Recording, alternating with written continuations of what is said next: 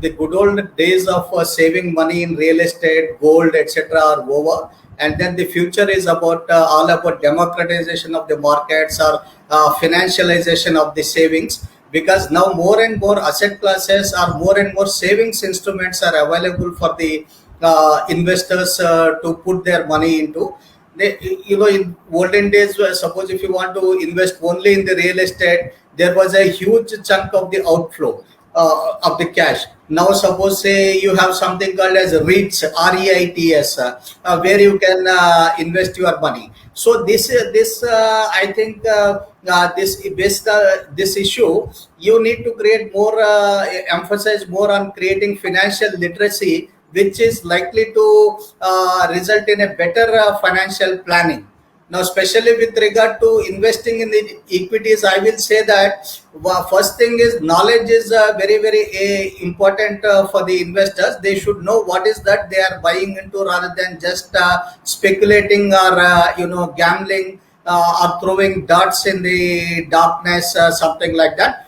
So first of all, they should improve their knowledge about the companies, company management. Are there any corporate governance issues, etc., etc. And having said this, I will say that equity asset class is not for all the retail investors. And retail investors whose risk profile is moderate, they should try to take exposure to equities through mutual funds. That is the actually the best thing. There are Panch Pandavas. Panch Pandava means 5 asset classes. Equity market, bank FDs, PPF, gold, and real estate. Now, these are the Panch Pandavas in India. I mean, as a common investor who would possibly look at investing.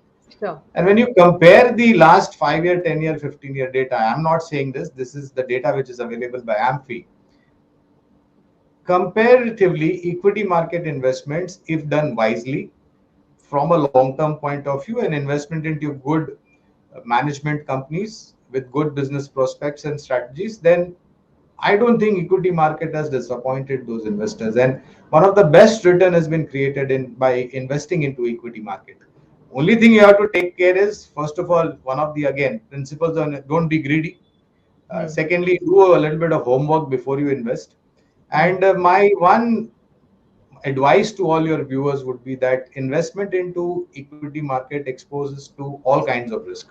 There are all kinds of risks. So you have to be prepared. See, along with high return comes high risk.